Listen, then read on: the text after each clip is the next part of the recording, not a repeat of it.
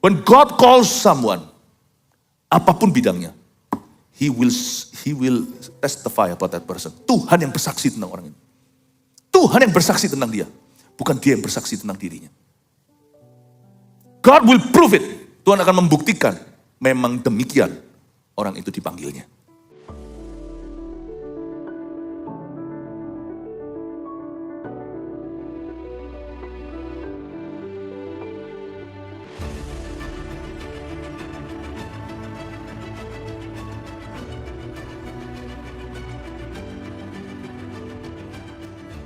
Kasih setiamu lebih dari hidup. Di setiap musim kehidupan kami tahu kau ada di situ. Berarti kau ada di sini. You are in our life and that would be more than enough for me. Kau ada di hidup ini, di hidup kami itu lebih dari cukup karena kami tahu Tuhan pasti bisa take care anak-anaknya. Thank you Tuhan. Kami serahkan hidup kami kepadamu sekali lagi. Beri kami pengertian yang lebih mendalam lagi akan karaktermu, janji-janjimu, perintahmu, dan juga ya Tuhan Yesus, kuasamu yang sanggup menolong setiap kami di setiap musim kehidupan ini. Sembunyikan hambamu di balik salibmu, hamba sampaikan sabdamu, beri hambamu roh yang taat untuk selalu mengikuti tuntunanmu lewat lidah bibirku. Sembunyikan sekali lagi di balik salib Tuhan. Dalam nama Yesus, haleluya, amin, shalom, puji Tuhan. Tuhan mengasihimu, shalom. Welcome home, silakan duduk, puji Tuhan, kasih tepuk tangan sekali lagi untuk Tuhan Yesus. Seharian ini kami berdua akan mengajar dari kitab Kolose. Kita akan Bible study sedikit tentang surat Paulus yang luar biasa ini. Kita akan baca bersama-sama di ibadah ini Kolose pasal 1 ayat 1 sampai ayat 2. Kita pelajari apa artinya kasih karunia. Kasih karunia yang menyertai kita itu adalah judulnya. Kita baca bersama-sama ya, hanya 2 ayat saja, jadi baca dengan suara keras. 1, 2, 3, dari Paulus, belum, munculkan di depan. Oke, 1, 2, 3. Dari Paulus, Rasul Kristus Yesus oleh kehendak Allah dan Timotius saudara kita. Kepada saudara-saudara yang kudus dan yang percaya dalam Kristus di Kolose. Kasih karunia dan damai sejahtera dari Allah Bapa kita menyertai kamu. Paulus selalu menulis suratnya dengan memberikan intro dulu. Di dalam intronya dia menyapa jemaat. Paulus itu orangnya sangat personal. Padahal dulu orangnya dingin kasih. Bahkan cenderung menjadi seorang pembenci atau seorang hater. Dia bukan hanya benci dengan kata-kata. Paulus sungguh-sungguh jebloskan banyak orang Kristen ke dalam penjara. Bahkan membunuh mereka. Pembunuhan Paulus yang paling terkenal adalah terhadap Stefanus, martir pertama gereja mula-mula. Dan Paulus ini sangat kejam di hati, tetapi Tuhan mengubahkan sifat dasarnya. Itulah kemampuan Injil. Dia bukan hanya mengubah behavior atau mengubah kelakuan luar. Agama semata-mata, apapun agama itu, termasuk kalau kita hanya Kristen-Kristenan, kita hanya berubah kulitan. Amal lebih banyak, doa lebih banyak, tetapi hatinya gak pernah berubah.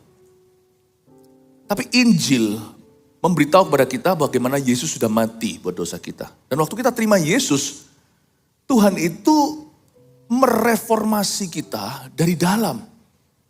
Kata reformasi itu artinya reform. Formasi, formnya. Wujud kita di dalam itu diubahkan oleh Roh Kudus. Jadi bukan hanya sekedar perubahan semu. Atau hanya sekedar sifatnya agamawi yang ditakut-takuti.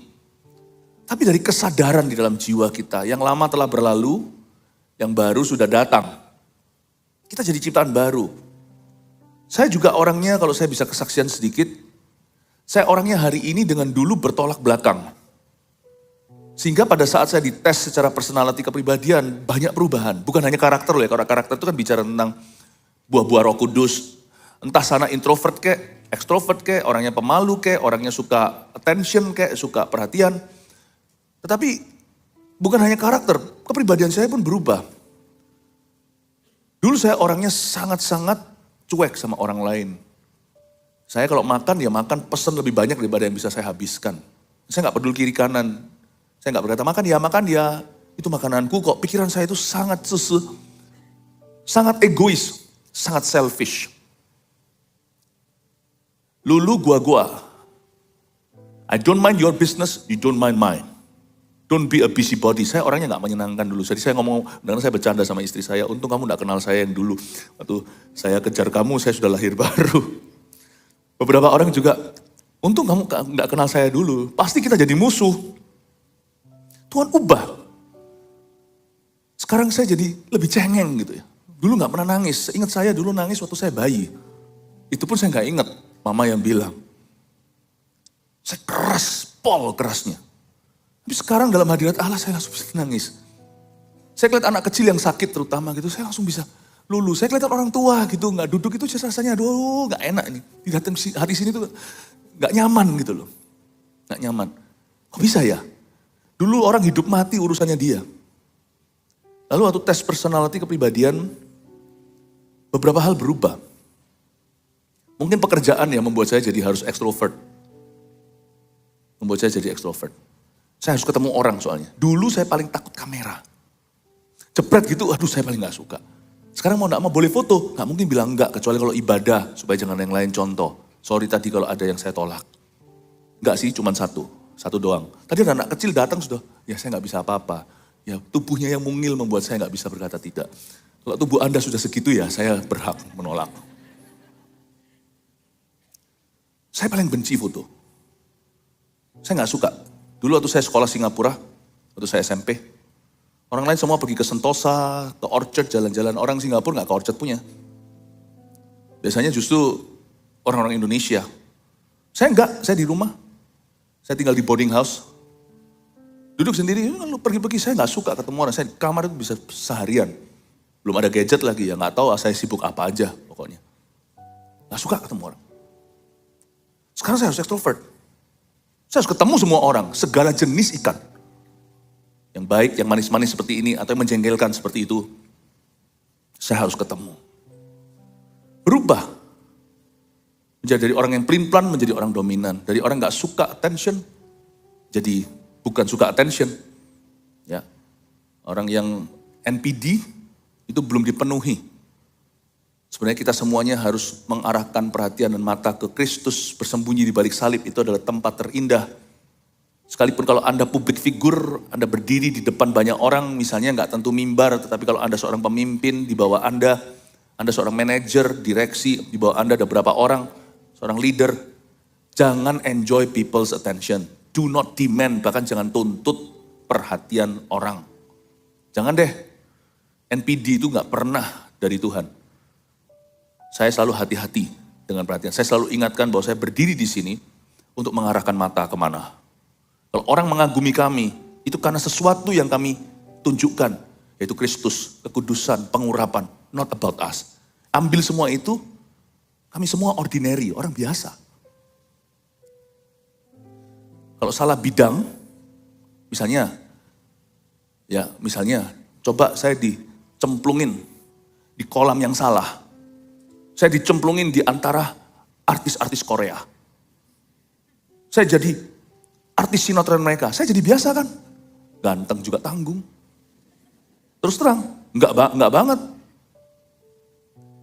Kalau kita yang melayani itu dihargai, dihormati, dikagumi, dipandang.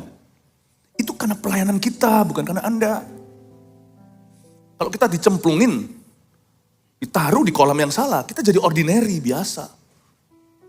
Jangan NPD. Narsistik, apa? Personal disorder. Sorry, semua kebetulan, tidak ada kesengajaan. Oke? Bahkan kalau kita nangis, aku merasa sedih hari ini, tapi tangan satu bisa. Aku sedih sekali hari ini tinggal sama siapa. Tapi sambil nangis tangannya bisa. Sudah direkod belum? Don't seek attention. Be humble. Be selfless. Itu jauh lebih berarti buat Roh Kudus. Dia memandang hal-hal itu. Tuhan itu, Bapa itu memandang hal-hal itu. Kalau memang Anda harus mendapat perhatian, pastikan itu tujuannya mulia. Ini cerita-cerita aja, saya belum masuk ke ayatnya ya. Ini ayatnya. Secara pribadi saya maupun Pastor Jeremy, kami masuk ke dalam sosial media itu karena terpaksa. Bukan hanya ikuti zaman, kami agak telat. Karena akun kami mulai diaku-akuin orang palsu. Masa saya minta pulsa? Minta uang aja nggak pernah. Siapa di sini yang pernah saya minta uang angkatan? Pernah nggak? Off mimbar, saya pernah nggak minta? Saya pernah minta? Nggak pernah. Minta dibayari makan aja kagak. Pastor Jeremy juga sama. Belum sudah ada yang orang yang ribuan, maksudnya ribuan pengikutnya ngaku-ngaku dia. Lalu habis itu yang yang terpaksa lah. Kita harus mengambil bagian itu supaya jangan disalahguna. We never enjoy attention. We know what that is for. Kita tahu apa untuk apa itu. Saya ingin kita untuk fokus kepada Paulus. Orang ini berubah. Kalau Anda dan saya ikut Yesus dan ke gereja tiap minggu, kita ke CG pula. Dimuridkan Tuhan itu berarti perubahan. Bukan program. You must change. Orientasi kita berbeda, fokus kita gak sama. If we don't change, kalau kita gak berubah, kita gagal sebagai pengikut Kristus. Karena Kristus selalu mengubahkan. Harus berubah cara bisnisnya. Gak bisa halalkan semua cara lagi seperti dulu. Gak bisa semena-mena dengan istrinya. Tangan yang diangkat di hadirat Tuhan tidak boleh lagi untuk dipakai memukul anak-anaknya. Mendidik ya, tapi bukan memukul mereka. Saya mau kita fokus dulu sebelum kita bicara tentang kasih karunia yang menyertai kita itu. Kasih karunia itu mengubahkan kita dari dalam. When I was born again, waktu saya lahir baru, saya merasakan day to day, gak sempurna ya. Saya gak berkata gini berarti kami sudah jadi malaikat, kami sudah jadi hebat. No one, tidak ada seorang pun yang hebat. Kami jadi sempurna, apalagi sempurna itu hanya Bapa di sorga. Hanya Yesus. Tapi you yourself, belum lagi orang lain, Anda sendiri harus bisa merasakan something is changing in me. Ada sesuatu yang berubah di dalam diriku. Something is changing, sesuatu berubah di dalam saya. Saya kaget loh, apa ini? Kok aku jadi gini? Aku jadi gini ya? Dulu makan ya, gue gak peduli. Dari umur 6 saya itu sudah tinggal sendiri di Taiwan. Saya sekolah di Taiwan SD-nya. Jadi sebelum ada FC di Taiwan, ada F1. Saya makan, gak peduli. Sekarang saya makan mikir, kalau makan sendiri, sini udah makan gak ya? Gak bisa, gak enak gitu loh. Sampai perkara makan aja, saya merasakan perubahan. Saya ngomong sama diri sendiri waktu saya belum mengerti. Am I crazy? Apa saya sudah jadi gila ya? Kok aku bisa berubah ya? Makan aja sendirian itu gak bisa, gak mikirkan keluargaku. Gak bisa, itu gak enak. Dulu makanan, kalau sudah makanan saya lupa, udah urusan, itu yang ketujuh, foodie banget. Foodie sih masih foodie, maksudnya saya suka. Karena saya hobi mengenapi firman Tuhan di pengkhotbah, di bawah kolong matahari, apalagi yang lebih baik kalau gak makan dengan orang yang kau cinta. Jadi, Tapi sekarang no longer food. Food itu makanan bukan lagi destinasinya. Bagi saya berubah. Makanan enak, tetapi dengan siapa saya makan itu lebih enak. Bukan lagi the food, tapi the company atau the people I'm eating it with. Itu jauh lebih berarti buat saya. Mana saya peduli mau makan Korea kek, mau makan Jepang, mau makan lokal Indonesia Nusantara kek, mau makan ngemperan kek, mau makan di restoran kek, bintang 5 kek, bintang kejora kek. Bagi saya up atau down semua hanyalah makanan masuk jamban. Nikmatnya cuma segini, tapi whom I'm eating with itu memori.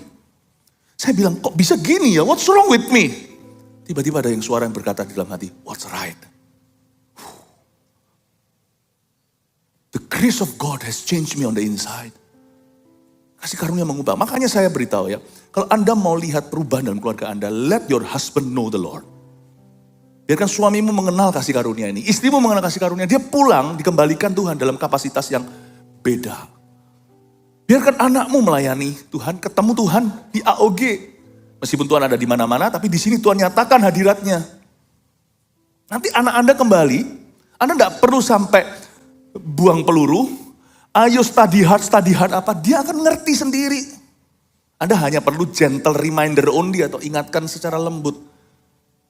Nggak perlu ditekan gitu tintanya baru keluar. Kalau dia sudah mengenal kasih karunia dari dalam, anak Anda kembali akan tahu bagaimana berbakti. Your children will know how to honor you. Tuhan yang memerintahkan perintah kelima, honor your father and mother, hargai papa mamamu, akan tinggal di dalam dirinya. Kita hanya gentle reminder. Susahnya adalah orang kalau tidak mengenal Tuhan di dalam. Kita pencet-pencet dari luar juga, keluarnya hanya sedikit-sedikit. Tapi tidak mengalami perubahan total. Tapi kalau Tuhan masuk di hatinya, dengan sendirinya dia tahu. Bukan berarti dia tidak perlu diingatkan lagi, tapi gak sulit. Kalau sesuatu udah dalam air, udah ada airnya dan penuh lagi, tinggal dipencet dikit, limpah ruah. Mazmur 23, dan ia mengurapi kepalaku dengan minyak, pialaku melimpah ruah. Tapi kalau di dalamnya itu kosong, airnya itu tipis, dipencet-pencet, akhirnya peok. Ya, akhirnya semuanya jadi harus dipaksa-paksa baru airnya keluar sedikit. Merusak. Botol kalau nggak ada airnya digigit-gigitin jadi bahasanya kalau kalau sudah nggak berbentuk gitu, diremas-remas gitu, penyok. Ya, pencok. Pencok itu makanan karedok. Penyok. Makanya itu banyak pernikahan yang penyok kan. Pam. Anak-anak penyok hubungannya dengan bapaknya. You don't rely on the Holy Spirit. You don't understand the grace of God. Tidak mengerti kasih karunia Allah. Kita hanya paksakan sesuatu terjadi. It's not happening, my friend. You need God. Because only God can change the heart. Kita perlu Tuhan. Dan hanya Tuhan yang bisa mengubah seseorang. Oke, kita sekarang baca di ayat ini. Oke, saya bahas 2 ayat saja. Dari Paulus. Sekarang kita ngerti ya orang ini dulu kayak apa. Rasul Kristus Yesus oleh kehendak Allah. Wow. Luar biasa. Jangan tiru ini ya. Kita gak perlu ngaku-ngaku. Karena dia menulis Alkitab. Harus ada credential. Dia harus ada gelarnya. Kalau enggak kan kita gak tahu. Paulus itu bukan sombong. Memegahkan diri apalagi. Aku Paulus, aku Rasul. Kita gak perlu buat kartu nama. Sebagai hamba Tuhan. Aku Rasul. Rasul itu fungsional. Kalau sana Rasul akan kelihatan buahnya. Tapi Paulus perlu menulisnya karena waktu itu masih permulaan kekristenan. Segala sesuatu masih di taraf perintisan. Supaya orang tahu otorisasinya itu atau fungsi Paulus apa di gereja mula-mula, dia tuliskan. Dia ini siapa? Aku Paulus, lalu dia ini apa? Aku ini Rasul. Waktu dia tulis ini, sudah ada bukti. Surat-suratnya bukan dia tulis awal-awal, tapi nanti-nanti. Kalau seseorang itu rasul, Tuhan akan bersaksi kalau dia memang demikian. Dari apa? Beberapa tanda kerasulan, yaitu gereja-gereja yang didirikan dalam pelayanannya. Rasul itu bapak gereja, bapak kebangunan rohani. Dia merestorasi sebuah kebenaran dengan sangat dahsyat dan kuat. Rasul itu leader, pastor of pastors. Gembalanya, gembala-gembala. Itu rasul. Dan rasul itu juga disertai dengan tanda mujizat yang tidak dapat disangkali. Tapi juga dalam kesabarannya ketika dia menderita karena Injil. Karena dia yang berada di garis paling depan. Jadi Rasul Paulus menulis ini bukan kosongan. Dia bukan menulisnya hanya sebagai sebuah klaim yang hampa. Apa yang kita bisa pelajari dari kalimat ini? Bukan berarti kita tiru mentah-mentah, aku apa, jangan ngaku-ngaku. Tetapi kalau Tuhan memanggil seseorang, ya poin number 1 munculkan dulu aja. Jika Tuhan memanggil seseorang, dia akan bersaksi tentang orang itu. Paham ya Bapak Ibu? Dia gak perlu kemana-mana beritahu aku rasul. Gak perlu. Lain cerita ya, karena ini adalah pembuatan Alkitab. Karena rasul-rasul ini punya kelebihan yang rasul-rasul lain nanti, nabi-nabi lain, guru-guru lain, penginjil lain, semuanya gak punya. Kita ini gak berhak untuk otak-atik Alkitab. Mereka ini yang menuliskan, Rasul Paulus menulis sebagian besar perjanjian baru. Jadi zaman itu mereka punya hak untuk menuliskan firman. Kita hanya punya hak untuk memberitakannya dan mengajarkannya. Makanya itu dia perlu kasih stempelnya, gelar. Aku Rasul Yesus Kristus. Oke? Tapi zaman sekarang itu yang penting fungsinya. Bapak Ibu Saudara, jangan kita terbiasa sebagai orang yang suka mengaku-ngaku. Biar Tuhan yang memberi pengakuan itu. Kalau Tuhan memanggilmu, Tuhan akan bersaksi tentangmu. Tugas dan tanggung jawab kita, tanggung jawab kita hanyalah melakukan tugas kita. Dan kita boleh beriman, Tuhan kalau engkau memanggil aku di bidang ini, tunjukkan buah. Kasih aku buah-buah yang selaras dengan panggilan saya. Misalnya kalau Anda dipanggil sebagai seorang pengusaha Kristen, kalau Anda yakin itu panggilan Tuhan atas hidupmu, Anda tidak dipanggil jadi pendeta, then you may ask Jesus, Anda boleh minta sama Tuhan Yesus, Tuhan, tunjukkan buahnya. Bahwa engkau memang yang memanggil aku di marketplace, atau di dunia usaha. Aku pengusaha Kristen bukan ngaku-ngaku doang. Bagianku adalah memastikan bahwa saya melakukan firman Tuhan di dalam bisnis saya. Saya tidak halalkan semua cara. Saya tunjukkan kepada semua orang bahwa saya orang Kristen yang sungguhan. Aku tunjukkan. Nggak seperti orang-orang yang mengaku Kristen tapi di bidang usahanya jadi batu sandungan. Sehingga orang lain semua berkata, Kristen kok gitu? Makanya aku nggak pernah mau ke gereja. Aku nggak mau jadi batu sandungan atau batu sontokan. Tuhan Yesus, kalau engkau yang memanggil saya, kalau engkau memanggil aku sebagai pengusaha Kristen, bagianku adalah berbuah kebenaran. Bagianmu, hamba percaya dan klaim Tuhan, tunjukkan buah usaha. Sungguhan Tuhan yang taruh dia di sana. Saya nggak minta sukses versi dunia, tapi saya akan minta sukses versi Tuhan. Bagaimana dunia akan tahu kalau engkau menyertai aku atau tidak? Kalau engkau tidak menunjukkan penyertaan nyata. Anda boleh loh klaim itu. Anda boleh klaim itu. Use your faith. Karena ada kasih karunia tertentu. Setiap orang dalam bidangnya, kalau Tuhan panggil dia di situ, ada certain grace, ada kasih karunia yang pasti bagi orang itu. Kalau enggak berarti Anda salah bidang. Tuhan panggil saya jadi pendeta, saya enggak minta macam-macam. Saya tahu limitation atau batas-batasan. Kita semua harus tahu boundary profesi. Kita harus tahu batas-batas profesi kita. Sebagai pendeta saya tahu apa yang kami boleh lakukan, tidak boleh lakukan. Ekspektasi kami pun akan disesuaikan. Pelayanan bukanlah tempat untuk mencari keuntungan.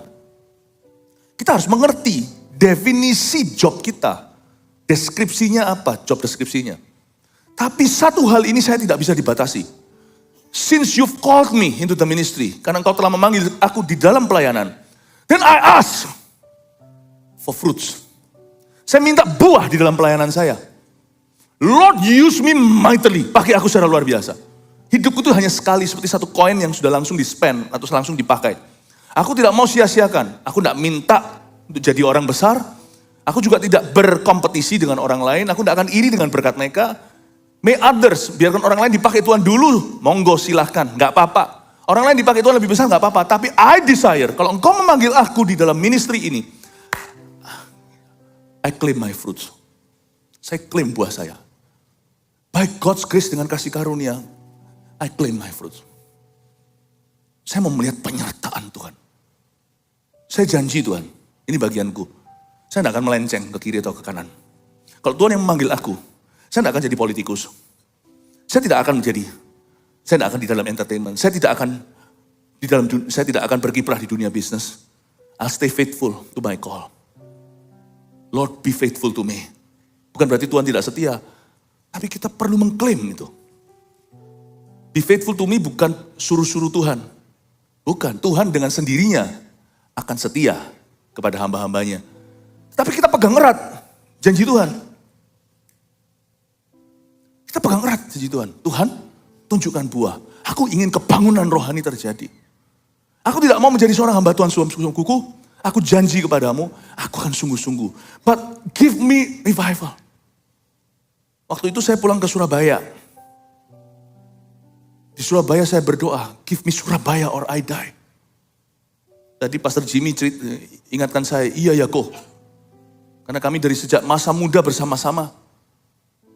Iya ya kok, revival dari tahun 2000 bisa sejauh ini hari ini. Iya ya Jim, Tuhan itu setia. Saya berkata, Tuhan, give me Surabaya. Seolah-olah doa itu radikal. No, I take my life seriously, I take my calling seriously. Saya benar-benar serius dengan panggilan hidup saya. Saya tidak mau buang-buang kesempatan, saya tidak mau buang-buang kehidupan. Since you call me, karena engkau memanggil saya menjadi seorang evangelist, atau seorang pastor, atau seorang gembala, then show me the fruits, Lord. Tunjukkan aku buahnya. Buah ini bukan berarti selalu bicara soal harta, mujizat, bukan. Saya mau melihat penyertaan Tuhan nyata.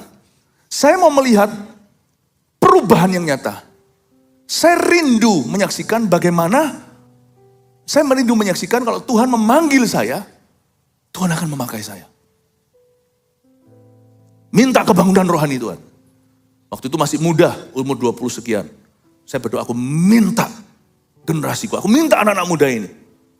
Ternyata yang Tuhan berikan bukan hanya Surabaya, bukan? Kalau Anda dipanggil Tuhan sebagai seorang pengusaha tadi, bagianmu, klaimlah buahmu. Tuhan, aku minta penyertaan-Mu. Memang aku tidak akan mudah mengeluh atau mudah menyerah. Sekalipun pohon ara tidak berbuah, tidak ada anggur di kebun anggurnya. Sekalipun tidak ada sapi, tidak ada domba di kandang. Tapi bagianku adalah Tuhan. Betul, aku tidak akan menilaimu dari keadaan. Tapi aku percaya kalau engkau yang menaruh aku di dunia ini, di marketplace ini, then you will do something. With me and for me, kau akan melakukan sesuatu bersama dengan aku dan untuk aku. Pakailah aku secara luar biasa Tuhan. Pakailah tanganku untuk membangun kerajaan-Mu ya Tuhan. Tunjukkan Tuhan, bahwa deal-deal yang kubuat tidak ada yang kebetulan. Tunjukkan Tuhan, aku ampuni musuhku, tapi orang-orang yang datang untuk meruntuhkan aku, tunjukkan pembelaan. Ya Tuhan Yesus, mereka yang datang untuk merombak aku dengan tidak adilnya, biar Tuhan tangan-Mu yang membuat mereka menjauh. Kalau Tuhan itu menyertai aku, seperti doa Yabes, perlebar kapasitasku.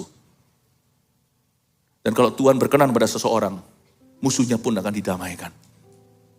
Kalau Anda dipanggil sebagai seorang rasul, misalnya ini dalam dunia pelayanan, minta Tuhan tunjukkan. Give me the fruit of an apostle Tuhan. Gereja-gereja berdiri dan kuat-kuat. Kalau aku dipanggil menjadi seorang penginjil, jangan ngaku-ngaku aku penginjil. Penginjil itu bukanlah pendeta yang tidak punya jemaat, yang tidak mengembalakan jemaat atau yang keliling-keliling. Itu gampangnya aja disebut sebagai evangelist, tapi they are not true evangelist until mereka bukan penginjil sesungguhnya sampai mereka menunjukkan bahwa mereka punya jala. Kalau engkau memanggil aku jadi penginjil, aku klaim buahnya. Orang-orang non-Kristen bertobat. Dan orang-orang Kristen KTP lahir baru di dalam pelayananku. Orang-orang kepenuhan Roh Kudus. Tunjukkan, kalau Anda dipanggil jadi guru, minta sama Tuhan, klaim buahnya. Yaitu murid-muridku jadi semuanya. Dan aku bisa menjaga pengajaranku dan pengajaran mereka. Kalau kau dipanggil menjadi gembala, minta sama Tuhan juga sama. Orang-orang yang kau gembalakan, didewasakan. Dari Paulus, Rasul Kristus Yesus oleh kehendak Allah. Powerful kalimat ini, Rasul oleh kehendak Allah. Paulus tidak perlu menuliskan lagi selebih dari itu. Karena mereka semua sudah menjadi surat terbuka. Orang tahu gereja di Kolose. Orang tahu gereja di Filipi. Orang tahu apa yang terjadi di situ. Seorang wanita ahli tenung pun akhirnya bertobat. Di penjara, gempa. Di situ ada Lydia. Ketika dia pertama kali masuk ke provinsi Makedonia di Yunani itu. Dan Paulus ke situ, gereja berdiri. Efesus, gereja berdiri. Sejarah mencatat, Efesus itu begitu besar pengaruhnya gereja yang Paulus rintis sendiri. Sampai-sampai orang-orang yang jualan berhala itu takut dan aniaya mereka. Itu berarti mereka itu cukup menggoncang ekonomi karena orang-orang dulu yang beli berhala-berhala itu sekarang sudah tidak perlu patung-patung itu. Sehingga terjadi aniaya di sana. Bukti nyata bahwa gereja yang didirikan Paulus, bukti kerasulannya, itu fruitnya, buahnya itu besar-besar. Efesus itu sejarah mencatat, tidak ada di Alkitab tertulis secara langsung. Jemaatnya menjadi 60.000 orang. Sedangkan zaman itu, kota itu hanya dihuni 100 ribu, 200 ribu top-topnya. Luar biasa terjadi goncangan kebangunan rohani. Paulus gak perlu tulis lagi, Rasul Kristus Yesus kehendak Allah. Orang-orang semua sudah tahu CV-nya Paulus. Tidak diragukan lagi, semua orang tahu dia siapa. Tapi di sini kita diajari, when God calls someone, apapun bidangnya, He will testify about that person. Tuhan yang bersaksi tentang orang ini. Tuhan yang bersaksi tentang dia. Bukan dia yang bersaksi tentang dirinya. God will prove it. Tuhan akan membuktikan memang demikian orang itu dipanggilnya. Amin Bapak Ibu. Itulah kasih karunia yang Tuhan tunjukkan. Dia gak pernah memanggil seseorang lalu habis itu dia lari. Dia taruh orang itu di medan perang, lalu Tuhan Yesus tiba-tiba Tuhan lenyap. Dia bukan orang-orang yang janji-janji palsu, PHP, pemberi harapan palsu, lalu setelah itu dia ajak kita pergi berperang, lalu tiba-tiba gak kelihatan dia di mana. Kita disuruh perang sendiri. When God calls you, He'll be with you. Tapi kalau kita mulai melenceng dari panggilan kita, He will not be with you. Kalau Tuhan tidak memanggilmu, di hal tertentu, Tuhan tidak akan menyertaimu. Jangan kira orang yang dalam bisnis berhasil bisa dengan mudah buka gereja. Anda tidak akan mengalami the level penyertaan Allah seperti orang-orang yang sungguh-sungguh terpanggil di situ. Just because, hanya karena dalam bisnis seseorang bisa jadi konglomerat, tidak berarti dia bisa menjadi imamat bagi umat. Nggak tentu.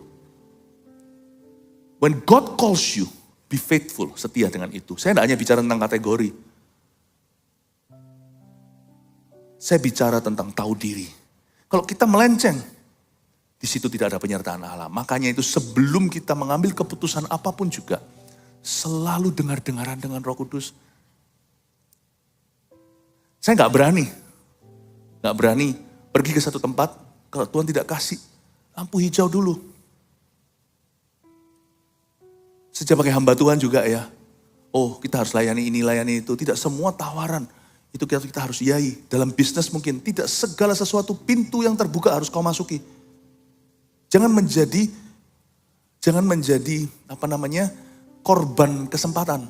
Jangan menjadi korban berkat. Hanya karena kelihatan berkat di situ pasti saya mau ada di sana. Nggak tentu. Pada waktu terjadi goncangan di Filipi, waktu pintu penjara terbuka, Paulus gak aji mumpung keluar. Hanya karena semua pintu penjara terbuka lebar, bukan berarti dia harus keluar. Paul knew his purpose. Paulus tuh tahu tujuannya. Dia tetap tinggal karena dia tahu kalau dia keluar, ini penjara pasti chaos, pasti kacau. Jadi dia tahu bahwa dia masih bisa jadi jawaban, jadi dia tinggal. Bener kan? Ketika sang sipir penjara itu mau bunuh diri, Paulus berkata, tunggu, kami semua masih ada di sini. Tak lama kemudian, Paulus membaptis mereka seisi rumah. Kalau Anda lihat itu, tidak berarti semua pintu terbuka. Kita berkata, nggak bisa, gimana? Saya nggak bisa. Ya saya harus, karena Tuhan sudah buka pintu, aku harus masuk. Tuhan itu bisa buka segala pintu. Dia saking berkuasanya, semua pintu terbuka sendiri. Anda tahu nggak, yang perlu dilepaskan oleh Tuhan hanyalah Paulus dan Silas. Tapi pintu seluruh penjara itu terbuka sekalian. Not every open door you should enter. Just because the end ada berkat. Dalam dunia pelayanan juga sama. Saya dikasih tawaran misalnya ke sini ke sana. Nanti yang kumpul sekian puluh ribu kek, ratus ribu kek. Berkali-kali saya berkata tidak karena Tuhan tidak memanggil saya ke sana. Kalau Tuhan memakai saya di sebuah regional, di sebuah wilayah, yaitu wilayah saya. Paulus tidak diizinkan masuk ke Bitinia. Meskipun nanti dia masuk ke Asia. Masuk ke Asia itu bukan Asia ini. Asia itu Asia Minor di Turki. Nantinya dia akan masuk juga. Ya. Kota-kota seperti Efesus. Tuhan tuh punya timing. Tuhan itu juga memberikan batas-batas kasih karunia. Bukan berarti kasih karunianya ada batas. Bukan. Tetapi ketika Anda berada di dalam frame-nya Tuhan. Kasih karunianya tak terbatas. 100 kali ganda di sana. Tapi jangan kita masuk ke kasih karunia orang lain yang tidak pernah digariskan oleh Tuhan. Tuhan tidak memberikan tanah Kanaan itu seluruh bumi pada Israel. Diberitahukan di utara sampai sini. Sebelah sini sampai Mediterranean Sea. Sampai lautan. Sebelah sana sampai mana. Tuhan tidak menyerahkan wilayahnya Moab dan Amon. Moab dan Amon. Itu kan sepupunya, itu kan ponakannya Abraham.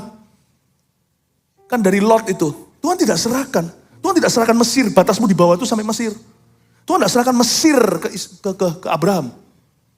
When you are there di dalam kehendak Allah. Kasih karuniamu tak terbatas.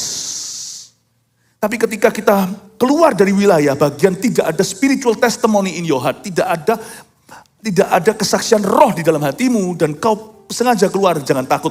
Nanti kalau sampai saya keluar, enggak kok. Tuhan itu kalau peringatkan itu berkali-kali. Itu perlu orang bandel untuk keluar.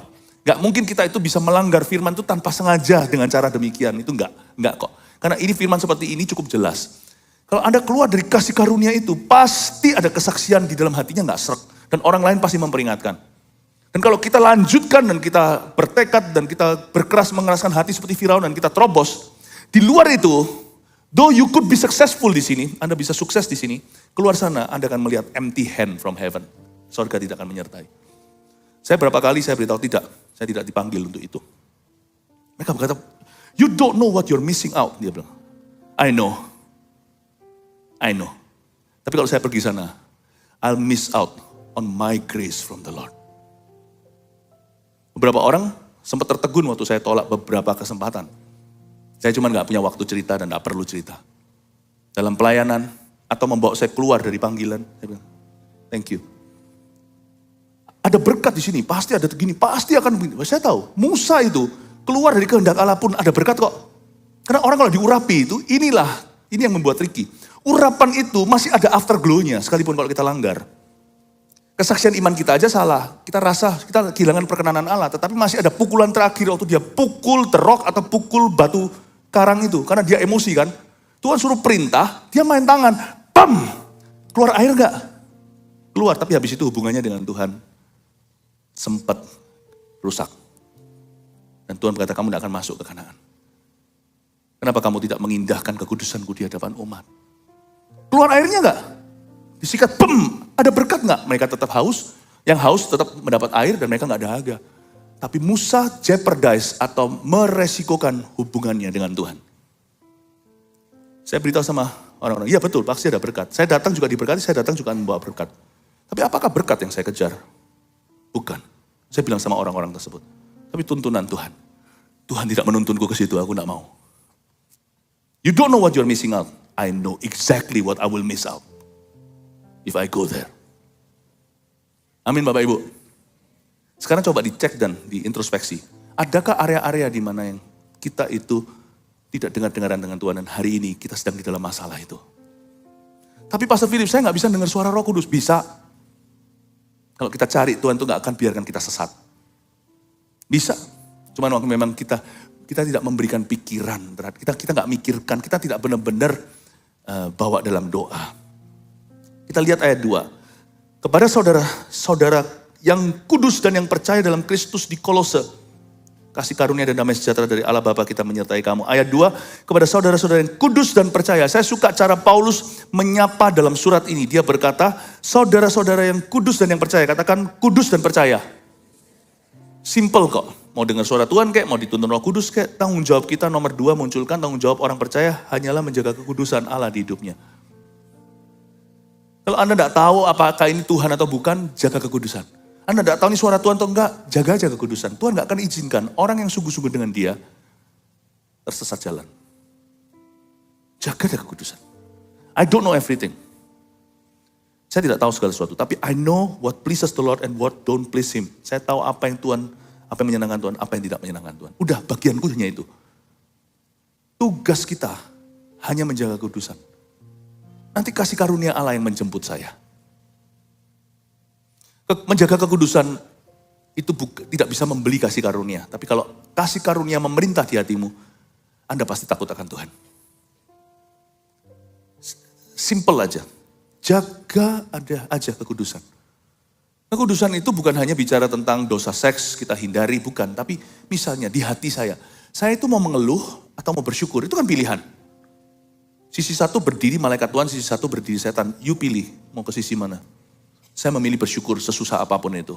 Mengampuni atau saya membenci, membalas kejahatan dengan kejahatan atau saya membalas dengan kebaikan. Pilih yang mana? Itu jaga kekudusan. Jaga kekudusan itu artinya, kata kudus itu bukan berarti tidak pernah berbuat dosa. Kata kudus itu artinya set apart. Kata kudus itu artinya sesuatu yang disisihkan dan tidak boleh dijamah karena mau dipakai orang. Saya ngomong sama anak saya misalnya kalau semua perlu mobil. Besok papa mau bawa mobil ini keluar kota. Sudah diisi bensin semuanya. Karena ini perjalanan panjang naik tol Jakarta-Surabaya. Oke, jangan dipakai ya, nanti kalau ada apa-apa. Oke, mobil itu malam itu kudus untuk saya. Dia set apart atau di karantina. Dipisahkan dari pemakaian-pemakaian lain karena sang ayah mau memakainya. Kudus itu berarti mobil itu gak pernah mogok, bukan berarti gak pernah mogok. Mobil itu gak pernah kumat, gak pernah ada masalah, bukan. Tapi mobil ini akan kupakai. Please, jangan dicampurkan dengan mobil yang lain di rumah. Kalau ada lebih dari satu. Kendaraan ini, papa mau menggunakannya. Kata kudus itu berarti set apart, dipisahkan. Tugas kita adalah selalu memisahkan diri dari perkara-perkara yang mendukakan hati Allah. Memisahkan diri kita dari hal-hal yang membuat hubungan kita renggang dengan Tuhan. Memisahkan diri dari hal-hal yang bisa melukai hatinya Tuhan, bisa mendukakan roh Allah. Hai kepada saudara-saudara yang kudus dan yang percaya dalam Kristus di Kolose. Paulus menyebut mereka, jemaat di Kolose ini adalah orang-orang kudus. Our part is very small, hanya itu. Nanti saya percaya ya, kalau kita itu menguduskan diri kita tidak bisa menguduskan diri sendiri, itu hanya itu pekerjaan Tuhan. Tapi bagian kita adalah memisahkan diri dari perkara-perkara yang kita tahu secara sengaja akan melukai hatinya atau mendukakan roh Allah. Ketika kita lakukan itu, kasih karunia itu yang akan menjemput kita. Kolose adalah sebuah kota yang kecil sebenarnya. Tetapi mereka kota kecil. Dia bukan kota besar di provinsi ini. Kalau Anda baca ya, di Kolose ini juga tidak dirintis oleh Paulus sendiri. Dia dirintis oleh Epafras, salah satu teman Paulus. Jadi Paulus gak pernah, waktu menulis surat ini, gak pernah kunjungi Kolose sebelumnya. Tapi Paulus bisa menuliskan surat, salah satu surat-surat Paulus adalah surat pada Kolose. Padahal ada banyak gereja yang lain. Tahukah saudara Titus yang Paulus tulis surat kepadanya, personal letter atau surat pribadi. Dia itu pegang gereja-gereja di satu pulau. Paulus pun tidak pernah tulis surat ke gereja-gereja itu. Kita tahu nanti di zamannya Revelation atau Kitab Wahyu, waktu Kristus memberikan surat-surat itu kepada melalui Yohanes, ada Laodikia, ada gereja di mana-mana. Yang Paulus gak pernah tulis surat-surat itu. Saya mau tunjukkan bahwa kasih karunia-Nya orang-orang Kolose ini besar. Karena mereka menggait hati Tuhan. Pasti kehidupan orang-orang Kolose ini beda dengan orang Kristen pada umumnya. Paulus mengeluh ketika menulis surat kepada Korintus. Korintus itu aduh banyak NPD-nya. Tapi di Kolose ini, Paulus itu menuliskannya dengan ramah. Padahal dia gak pernah kunjungi mereka. Saya yakin Tuhan taruh di dalam hatinya. You tulis untuk Kolose. I have a special grace for them. Aku punya kasih karunia untuk mereka. You see, you don't have to be a somebody. Anda juga tidak perlu didatangi Paulus langsung. Tapi kalau hidupmu beda, kau memisahkan diri dari perkara-perkara yang mendukakan hati Allah. You gain God's attention. Anda memperoleh atensinya Tuhan. Tuhan melihat orang-orang ini beda. Kolose itu bukan gereja utama. Seharusnya kalau mau dalam antrian, masih ada gereja lain yang lebih signifikan. Baik yang dirintis Paulus atau bukan. Apalagi ini gak dirintis Paulus sendiri. Dia dirintis oleh seorang namanya Epafras. Orang biasa itu, kita gak dengar apa-apa kecuali nanti di surat Paulus dikatakan Epafras sama sakit dan segalanya. Biasa. Gereja biasa, dirintis orang biasa, diisi orang-orang biasa. Kolose juga bukan tempat besar. Lain cerita kalau di kota-kota lain seperti Efesus, nah itu. You see, tidak berarti orang-orang Kristen di kota-kota besar dan kota-kota utama di sebuah negara yang diperhatikan Tuhan. Yang diperhatikan Tuhan adalah jemaat yang hidupnya beda. You gain God's attention. Much grace, banyak kasih karunia akan tertuju ke situ. Banyak berkat yang diperintahkan Tuhan secara sengaja ke sana. Saking vulgarnya nanti, berkat itu sampai-sampai gak ada seorang pun di sekelilingmu bisa menyangkali itu Tuhan sengajain. Kolose itu mengalami, saya gak ngerti ya, jemaat Kolose itu seperti apa. Andai kita hidup 2000 tahun yang lalu, kita bisa ngerasa, oh makanya, beda banget. I can sense, saya bisa rasakan the grace of God, kasih karunia Tuhan. Benar-benar menyertai jemaat ini. Makanya itu di ayat 2b dikatakan kasih karunia dan damai sejahtera dari Allah Bapa kita menyertai kamu. Poin nomor 3, Tuhan berjanji lewat surat Paulus pada Kolose, bahwa Tuhan akan memberi damai sejahtera untuk setiap tugas dan tantangan hidup kita. Tuhan memberi damai sejahtera untuk setiap tugas dan tantangan hidup kita. Tuhan yang memberi kasih karunia, dia juga memberi damai sejahtera. Kalau Tuhan memanggil Anda, dia akan memberimu peace about it. And peace in it. Dia akan memberimu damai untuk hal itu. Damai di dalamnya. Damai itu bukan berarti zero masalah, tidak ada masalah. Damai itu bukan berarti tidak ada oposisi. Selama kau dan aku hidup di bumi, pasti masih ada orang yang iri. Ada orang yang mencoba untuk mengambil, mencuri berkatmu atau menggagalkan kemenanganmu atau untuk merebut mahkotamu. Jadi damai itu gak ada hubungan dengan keadaan. Tapi kalau Tuhan yang memanggilmu melakukan sesuatu, dia akan supply damai. Sehingga orang lain yang tak terpanggil dengan cara yang sama, mereka jadi garu-garu kepala. Kamu kok bisa tenang ya hadapi ini? Jawabannya gampang, bukan karena Anda orang yang hebat, bukan karena Anda orang yang tabah, bukan. Oh, it's because karena Tuhan yang suruh saya lakukan ini. Dia menjagaku dengan damai sejahtera. Saya pernah sekali datangi satu orang yang berkata, Pastor Philip, you kok bisa tenang ya? Apa yang kau hadapi banyak ya? Saya bilang, saya juga gak mau, karena Alkitab mengatakan kita harus saling lempar mahkota. Kalau dipuji harus hati-hati. Orang ini sendiri juga orang yang setia. Setia kepada Tuhan di bidangnya. Sama-sama anak Tuhan ini kita orang Kristen. Tapi kan saya sebagai hamba Tuhan. Jadi dia ngomong sama saya karena dia melihat dunia saya. Dan dia gak bisa mengerti kenapa saya bisa tenang.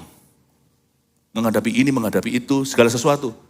Kok rasanya Pastor Philip bisa happy-happy aja? Oh enggak. Apakah, apa rahasianya? Saya bilang, enggak ada rahasia-rahasiaan sih Pak. Tuhan yang memanggil ya pasti Tuhan supply damai lah. Terus saya balik. Kalau saya disuruh melakukan yang Bapak lakukan, saya sudah panik setengah mati. Karena saya tidak dipanggil di situ. Terus dia kaget. I shift, saya geser pembicaraan itu dari ngomong tentang saya ngomong tentang dia. Saya bilang, coba ya, Bapak ini lakukan proyek begini.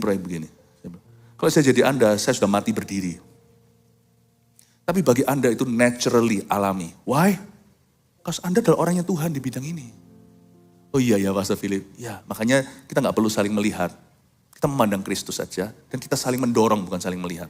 Ayo maju. Ayo maju dalam Tuhan. Dan kita ketemu dalam satu gereja. Kita digembalakan sama-sama. Kita mendengarkan firman yang sama. Tapi aplikasinya beda. Aplikasikan itu. Terapkanlah di dalam hidupmu. Di dalam duniamu. Pastor Philip, thank you for your encouragement. Saya bilang, thank you too. Terima kasih untuk afirmasimu. Saya sendiri gak pernah menyadari kalau saya ternyata bisa tenang menghadapi ini. Orang lain aja, orang lain yang ketar-ketir melihat dunia saya. Saya bisa tenang itu, ternyata kalau enggak Anda yang mengatakannya, saya gak sadar saya sedang berjalan di atas air. Tapi hari ini izinkan saya mengingatkan, Anda pun berjalan di atas air. Yang penting kita semua berjalan dengan Yesus. You see, if God calls you, kalau Allah memanggilmu, Tuhan memberimu damai. Ada berapa keluarga di sini, aku gak mau punya anak susah segalanya. Udah menikah sekian lama, orang pingin punya anak aja gak bisa, sana bisa, tahan-tahan selama-lamanya. Nanti gimana mahal, di Jakarta, di ibu kota sini, aduh nanti aja gini-gini. Gini ya, kalau sudah waktu ya. Dan kalau Tuhan memberimu anak, Tuhan akan memberimu damai untuk membesarkannya. Anak itu saya janji akan nanti suatu hari buatmu pusing kepala. Tapi tetap kau bisa damai di dalam duka. Nanti siapa yang biayain? Kita sekarang aja masih pontang-panting. Percaya nanti ada anak. Orang kuno bilang ada rezeki, itu ada betulnya. Ada anak, masa Tuhan tidak akan kasih pesangon untuk orang tuanya. Anak itu kan hanya Tuhan, hanya titipan. Gak mungkin kalau kita suruh orang pergi, kita tidak kasih dia biaya bensin. Gak fair kan, bos macam apa kayak gitu. Kamu pergi ya, biaya sendiri. Tuhan lu gak akan begitu. Ini anakku, kutitipkan di rumah tanggamu. Pasti ada berkat untuk menyertai anak itu. Yesus waktu dilahirkan, meskipun anak Allah, tuh Bapak bisa pelihara. Dia bisa membuat batu jadi roti kalau mau. Tetap ada emas, kemenyan, dan mur. Untuk nanti edukasi pendidikannya, Yusuf Maria nggak perlu keluar apa-apa. Nanti ada berkat-berkat juga akan Tuhan susulkan pada waktunya. Lewat bisnis Anda, pekerjaan Anda, keran apa yang terbuka, Tuhan akan lalui itu.